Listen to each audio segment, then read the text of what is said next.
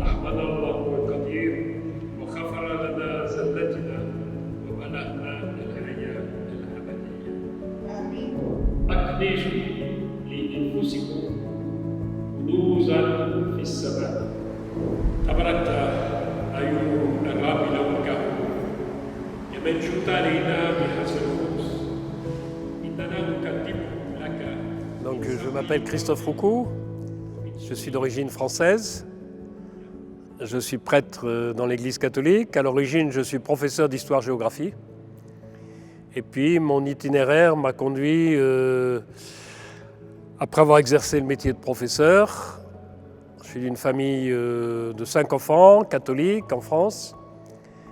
Et après les études de théologie, j'ai passé 2 ans à Rome pour apprendre l'arabe. Parce qu'il y a un institut qui a été créé par les Pères Blancs il y a longtemps, Zemen Aoui, en Tunisie, et qui est maintenant à Rome, qui s'appelle l'Institut pontifical pour les études arabes et l'islamologie. Donc j'ai passé 2 ans avec 3 collègues là-bas, et j'ai été envoyé en Égypte. Et donc ensuite, la suite de mon itinéraire, c'est Égypte, France, Égypte. Et puis après France, et je suis arrivé au Maroc en février 2022, donc il y a 3 ans. Et actuellement, je partage ma semaine entre Rabat, où il y a un petit institut, tout petit, mais qui est unique au monde, qui s'appelle El Mouafaqa, institut de théologie, où des étudiants catholiques et protestants suivent les cours ensemble. Ils reçoivent des cours de professeurs catholiques et musulmans, catholiques et protestants ensemble, ou chrétiens et musulmans, ce qu'on appelle des cours à 2 voix. Donc je suis les études de ces étudiants. Et puis l'autre partie de la semaine, j'habite ici avec un autre collègue et un étudiant africain à Casablanca. Et l'évêque m'a chargé, avec une petite équipe, mais nous sommes dispersés un peu dans tout le diocèse de Rabat, des relations entre, interreligieuses et interculturelles. Et je prends mon tour, comme on dit, à Casablanca, il y a 6 messes catholiques du samedi soir au dimanche soir. Nous sommes plusieurs prêtres et nous tournons dans les différents lieux de culte pour célébrer la messe. Alors moi, ça vient depuis l'enfance. J'ai un souvenir quand j'étais en cours moyen, comme on dit, CM2. J'étais dans une école catholique à Chartres, à côté de Paris, et il y a un religieux qui est venu, qui vivait avec les populations indiennes pauvres sur les hauts plateaux du Pérou. Et son témoignage et ce qu'il disait de la vie des gens m'a marqué. Et dans ma tête, je me suis dit, je serai un jour missionnaire. Et puis après, j'ai fait mes études au lycée. Et puis en classe de terminale, la question de devenir prêtre est revenue. Donc j'ai réfléchi. Et puis j'ai pu suivre une formation où, tout en faisant une licence et une maîtrise d'histoire, je commençais à réfléchir. C'était le début de la formation pour être prêtre. Donc pourquoi ? C'est un appel, c'est ça ce qu'on appelle une vocation. À cause de l'Évangile, à cause de la personne du Christ et avec le désir de servir Dieu, mais aussi servir les êtres humains avec qui je suis. Alors à l'origine, ça ne vient pas de moi. C'est parce que j'appartiens à un groupe de prêtres qui a comme caractéristique d'être prêtre. Maintenant, il y a des laïcs, mais avec un travail professionnel. Et il se trouve que, à cause de l'histoire, l'Algérie était française.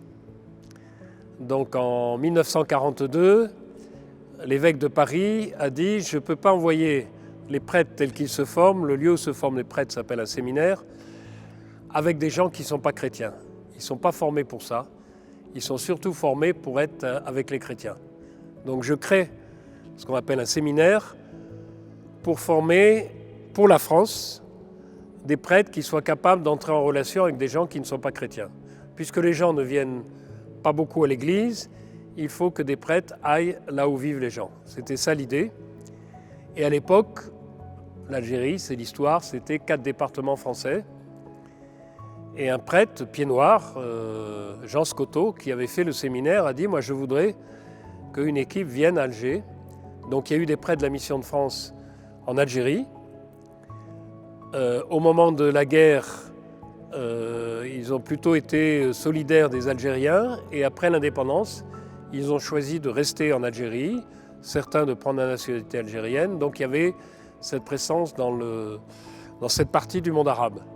Et quand notre génération est arrivée, donc moi je suis rentré au séminaire vers 1976, l'idée des responsables était de dire ce serait bien de ne pas être dans un face-à-face blanc, européen, chrétien et maghrébin, musulman. D'où l'idée que nous sommes partis à 4 en Égypte pour qu'il y ait un dialogue entre des gens qui vivent dans le monde maghrébin, où il y a très peu de chrétiens, les chrétiens sont étrangers, et un pays où il y a des chrétiens depuis l'origine. En Égypte, il y avait des chrétiens 7 siècles avant qu'il y ait des musulmans. Et cet échange a tenu 20 ans. Donc c'est ça, c'est pas venu de moi. Moi, ma seule expérience avait été de faire Alger-Taman Rasset en stop. Bon, c'était une aventure de jeune, mais j'avais beaucoup apprécié l'hospitalité des Algériens. C'était 12 ans après l'indépendance, donc c'est très peu. C'était 1974. Et j'avais été marqué par une phrase d'un Algérien qui nous avait pris en voiture, puisqu'on faisait du stop, 3 jeunes Européens avec des sacs à dos. Et pendant les quelques kilomètres qu'on a fait dans sa voiture, il m'a dit « J'ai été prisonnier des Français, j'ai été torturé, mais nous avons notre indépendance, et donc maintenant, alhamdoulilah, il faut continuer la route. » Ça m'avait beaucoup marqué que cet homme qui avait souffert dans sa chair n'était pas dans un esprit de vengeance, mais voilà. Et il nous avait même fait faire quelques kilomètres dans sa voiture. Donc un prêtre, alors on utilise le mot père, voilà, ça vient de l'Orient. Il y avait un autre mot avant qui était utilisé en France, monsieur l'abbé, peu importe. Le prêtre, c'est quelqu'un qui est au service de Dieu et au service des êtres humains, des chrétiens en priorité, mais pas simplement des chrétiens. Son rôle, j'allais dire, c'est de faciliter la rencontre spirituelle religieuse entre les êtres humains et Dieu. Alors ce qui est particulier dans l'Église catholique d'Occident, c'est que nous les prêtres, nous sommes célibataires. Alors qu'en Orient, en Égypte où j'ai vécu, un prêtre, y compris catholique, s'il est dans une église comme ça, dans une paroisse, il est marié, il est avec sa famille, et les moines qui sont dans le désert sont célibataires. Voilà. Donc c'est être au service de l'amour de Dieu pour que les uns et les autres le rencontrent. Donc voilà, un père, comme vous disiez, quelquefois c'est compris comme un intermédiaire entre Dieu et les croyants, non. Et c'est quelqu'un qui est au service de la communauté des chrétiens. Et moi, ce que j'ai dit tout à l'heure, c'est au service de la rencontre des chrétiens, mais aussi des autres êtres humains avec Dieu. Alors j'ai appris l'arabe pour aller vivre en pays arabe. Donc quand il a été question de partir à 4 en Égypte, il est indispensable, si on veut rencontrer les gens, de parler leur langue. Et puis de pouvoir lire le Coran, lire l'Évangile en arabe. Donc à l'époque, on a réfléchi où l'apprendre, puisqu'il y a l'arabe classique, et puis il y a les différents dialectes. Et le choix que nous avons fait, c'était d'aller, c'est bizarre, à Rome. C'est 2 ans d'études à plein temps, avec des cours de langue arabe, allant du Coran à la presse, et puis une introduction à l'islam, à sa culture, à sa religion. Donc voilà, pendant 2 ans. Et quand je suis arrivé en Égypte, j'ai dû apprendre l'égyptien, el-Ouamia, Donc ça fait beaucoup parce que... Et au Maroc, pour le moment, je me débrouille surtout avec l'arabe classique, l'Arabie al-Fusra. Voilà. Mais je crois que c'est indispensable. D'ailleurs, je ne suis pas le seul. Les religieuses que vous avez rencontrées, d'autres par exemple qui sont au Barzazat, elles commencent par apprendre le Darija pour entrer en relation avec les gens. Mais c'est une différence peut-être avec il y a 20 ans. Comme aujourd'hui la communauté catholique ou protestante, la communauté chrétienne au Maroc est composée surtout de personnes subsahariennes qui parlent le français, nos collègues prêtres ne prennent pas beaucoup le temps d'apprendre la langue arabe. Mais si on veut sortir, si on ne veut pas être dans une bulle chrétienne au Maroc, mais être en relation avec tout le monde, la langue est indispensable. Alors je vais peut-être empiéter sur une des autres questions que vous vouliez me poser, mais je vais commencer comme ça. Donc en Égypte, j'enseignais le français à ce qui s'appelle Kulliyat Tarbiya, la faculté de pédagogie, pour former des futurs professeurs de français, garçons et filles, à Suez. Et j'ai été impressionné parce que c'était la première génération de jeunes qui arrivaient à l'université. Les parents étaient ouvriers au canal, agriculteurs, puisqu'il y a de l'irrigation, la zone du canal d'Ismaïlia, il y a beaucoup de fruits. Voilà, agriculteurs ou ouvriers. Et donc j'avais affaire à des jeunes, garçons et filles, qui avaient vraiment envie d'apprendre. C'est les premières générations qui arrivaient à l'université. Et il y a un épisode qui m'a beaucoup marqué jusqu'à aujourd'hui. Ça doit être septembre-octobre 1984, donc c'est vieux. Le doyen de la faculté m'avait dit de me méfier de toute relation avec les étudiants pour éviter ce qu'on appelle rachwa. Je te donne un cadeau, tu me donnes une bonne note aux examens. Mais ça m'avait un peu choqué parce que moi j'étais venu en Égypte pour enseigner le français, je faisais bien, je crois, mon boulot, mais aussi pour entrer en relation avec le peuple égyptien. Donc il se trouve que je suis entré en relation avec un étudiant, je me rappelle son nom, Ahmed Hamza, un étudiant de la section d'anglais. Et en jouant au foot, il s'est fait mal au genou, il était hospitalisé au Caire et ses parents n'avaient pas les moyens d'aller lui rendre visite. À Ain Shems, l'hôpital français de Ain Shems. Donc je vais le voir, et ce qui m'a beaucoup marqué jusqu'à aujourd'hui, c'est que ce jeune, on passe le bac très tôt, il avait 19-20 ans. Il me dit l'important, c'est pas que toi tu sois français et moi égyptien, toi chrétien et moi musulman, l'important c'est que nous soyons des frères devant Dieu. Il y a un jeune de 20 ans qui dit ça, d'un point de vue spirituel, puisque c'est une des questions que vous posez, il a compris beaucoup de choses. Voilà.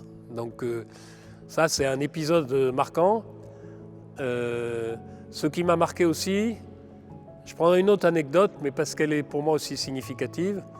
La première année, c'était un petit peu difficile pour moi. J'étais dans un bâtiment réservé aux profs de passage, donc un bâtiment de la fac. Je n'avais pas la clé de l'immeuble, je n'avais pas la clé de mon appartement. J'avais le droit juste de fermer ma chambre à clé. C'était un peu rude. Et il y avait 2 gardiens qu'on appelle Baweb en Égypte. Il y en a un, je me rappelle son prénom, Mustapha. Et on était à côté d'un grand boulevard et après c'était du sable, des cailloux et puis après le canal. Et il y avait un homme qui vivait sur ces tas de cailloux, qui avait des cheveux comme ça. Moi, je l'avais surnommé, à cause de ce qui est dit de lui dans la Bible, Jean-Baptiste. Parce qu'on dit Jean-Baptiste, il vivait dans le désert. Et un jour, je reviens de la fac, vers 14h, et je vois Mustapha avec une théière, un verre de... Il était allé apporter du thé à cet homme. Et il me dit, tu sais, il est un peu makboul, mais il est peut-être plus proche de Dieu que nous. Voilà. Donc j'ai été marqué en Égypte par la foi d'hommes et de femmes musulmans qui pour moi étaient vraiment sur le chemin de Dieu. Et pour moi comme chrétien, vous savez que c'est un peu compliqué dans la manière de parler de Dieu nous parlons de Trinité, il y a l'Esprit de Dieu. D'ailleurs, c'est présent dans le Coran, Ar-Ruh al-Quddus. Et je me dis, j'ai été témoin en Égypte que l'Esprit de Dieu, ce Dieu auquel je crois, il est présent. Je ne fais pas de ces gens-là des chrétiens, ce sont des musulmans. Mais il y a vraiment des hommes et des femmes animés par cet Esprit de Dieu et nous avons à rendre grâce à Dieu pour cela. Un autre exemple, le quartier où j'habitais, j'allais prier avec des sœurs françaises qui tenaient un petit dispensaire où venaient surtout des grands brûlés. Parce qu'à l'époque, en Égypte, les femmes faisaient la cuisine sur ce qu'on appelle babour. C'est un réchaud à essence. On pose une grosse marmite, ça chauffe et puis un gamin passe. Et les sœurs étaient spécialisées, hélas, dans les soins des brûlures. Elles allaient à domicile. Et ce qui est aussi étonnant, c'est qu'en Égypte, peut-être plus maintenant, mais à l'époque, une femme infirmière ne pouvait pas aller dans un appartement où il n'y avait que des hommes, ou un homme infirmier dans un appartement où il y avait que des femmes. Donc elle soignait des personnes grabataires, qui étaient toutes contentes, et comme c'était des religieuses, elles étaient admises. Une femme qui est morte, une religieuse, l'an dernier à 101 ans, qui s'appelait Emmanuelle, un jour, elle nous raconte ça, elle descend de l'immeuble où elle était allée soigner, et il y avait sur le trottoir une femme âgée qui tendait la main, elle l'attrape par sa robe et elle lui donne 1 kilo de riz. Et la sœur française dit « Mais non, non, non, les gens ils t'ont donné ça pour toi ». Elle insiste. Emmanuel a dit « J'ai pris ce kilo de riz parce que c'était un cadeau d'un pauvre et je ne pouvais pas faire autrement ». Donc voilà, ce qui m'a marqué dans les débuts de ma vie en Égypte, c'est plusieurs épisodes humains et spirituels qui montraient la proximité de gens avec Dieu, simplement, pas des grands savants. Et puis même si dans le quartier où j'habitais, où il se trouve, c'est le hasard, que les sœurs habitaient, c'était une époque où il y avait en Égypte des jama'at islamiques qui faisaient le coup de feu. Et un jour, un chauffeur de taxi barbu, muta'assib, un peu fanatique, me prend en taxi et me dit « Tu sais, ces femmes, naissent min Allah ». Donc voilà, là aussi, que quelqu'un, pour prendre un mot trop rapide, islamiste, il reconnaissait la manière dont ces femmes étaient au service des gens. Ça se confirme ici pour moi au Maroc. Quand j'ai quitté l'Égypte, je suis allé une première fois 4 ans, une deuxième fois 5 ans, et je suis revenu en disant « J'ai beaucoup d'estime pour l'islam, mais en même temps, je suis devenu un peu dur quand les gens utilisent le nom de Dieu pour autre chose. Alors quand c'est pour soutenir, moi ça m'a surpris au début, les matchs de foot, parce que en Égypte, tous les vendredis après-midi, vous avez des matchs de foot, puisque c'est jour de congé, et les gens soutiennent Al-Ahli ou Zamalek, mais il y avait des discours autres.